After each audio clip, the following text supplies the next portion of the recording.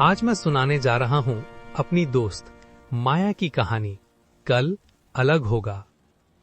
एक बड़े और तेज रफ्तार शहर में माया नाम की एक 28 साल की लड़की रहती थी। वो एक छोटी सी विज्ञापन कंपनी में ग्राफिक डिजाइनर की नौकरी करती थी। माया बचपन से ही कला से प्यार करती थी।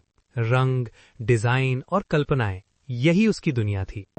उसका सपना था कि एक दिन वो एक जानी मानी डिजिटल आर्टिस्ट बने और आगे चलकर अपना खुद का क्रिएटिव स्टूडियो खोले। उसके पास टैलेंट की कमी नहीं थी, आइडिया अच्छे थे, सोच गहरी थी, लेकिन उसके दोस्त उसे एक बात के लिए जानते थे। माया के पास प्लान बहुत है, लेकिन काम बहुत कम। माया के ऑफिस में उसके साथ काम करने वाले लोग धीरे धीरे आगे बढ़ रहे थे। कोई नई स्किल सीख रहा था, कोई बड़े प्रोजेक्ट पर काम कर रहा था और कोई अपनी पहचान बना रहा था। लेकिन माया की शामें अक्सर ऐसे ही बीत जाती।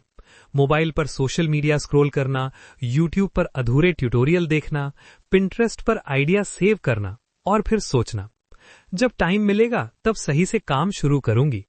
वो अक्सर खुद से कहती, कल अलग होगा, अगले हफ्ते से पक्का पोर्टफोलियो पर काम करूंगी, अभी थोड़ा और सीख लूं फिर शुरू करूंगी।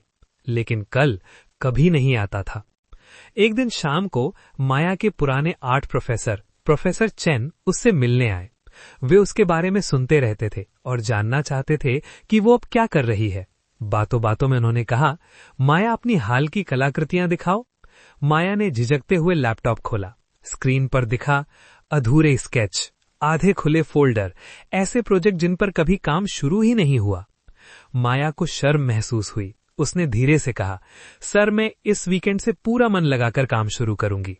प्रोफेसर चेन मुस्कुराए। फिर उन्होंने बहुत शांति से कहा, हर रचनात्मक इंसान के सामने दो रास्ते होते हैं। पहला रास्ता सृजन का रास्ता, रोज थोड़ा थोड़ा काम करना, गलती करना और उससे सीखना, धीरे धीरे बेहतर बनना। नतीजे देर से मिलते हैं लेकिन टिकाऊ होते हैं। दूसरा रास्ता उपभोग का रास्ता, दूसरों का काम देखना, बहुत प्लान बनाना, बिना काम किए सीखने का भ्रम। ये आसान लगता है लेकिन आगे नहीं ले जाता। उन्होंने माया से कहा, हर दिन तुम खुद तय करती हो कि तुम कौन सा रास्ता चुन रही हो। प्रोफेसर चेन ने माया को एक सीधी सी चुनौती दी। अगले 30 दिनों तक हर दिन सिर्फ 30 मिनट कुछ बनाओ, कुछ भी, अच्छा या बुरा फर्क नहीं पड़ता। लेकिन एक शर्त थी, इन 30 मिनटों में कोई सोशल मीडिया नहीं, कोई यूट्यूब नहीं, कोई ट्यूटोरियल नहीं, सिर्फ बनाना है। माया ने जोश में कहा, हां सर, मैं जरूर करूंगी। पहले कुछ दिन आसान नहीं थे। माया ने खुद से कहा, आज बहुत थकान है, अभी सही सॉफ्टवेयर नहीं है, पहले थोड़ा और सीख लूं फिर शुरू करूंगी। वो 30 मिनट को टालती रही और खुद को समझाती रही, कल ज्यादा टाइम देकर कर लूंगी। 10 दिन बीत गए। माया ने केवल 3 दिन ही काम किया था। तभी उसे एक सच्चाई समझ आई। वो काम से पहले पूरी तैयारी चाहती थी, लेकिन तैयारी ही उसका बहाना बन चुकी थी। दूसरों का काम देखना उसके अपने काम का विकल्प बन गया था।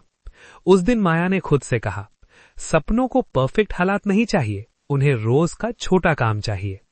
उसने कुछ छोटे लेकिन पक्के फैसले लिए। घर में एक छोटा सा काम करने का कोना बनाया। ऑफिस से पहले सुबह 30 मिनट काम शुरू किया। दूसरों से तुलना करना बंद किया। परफेक्शन नहीं, प्रगति पर ध्यान दिया। 6 महीनों में उसके पास ढेर सारी खुद की कलाकृतियां थीं। नई स्किल्स अपने आप आ गईं। आत्मविश्वास बढ़ा। ऑफिस में उसके काम की तारीफ होने लगी।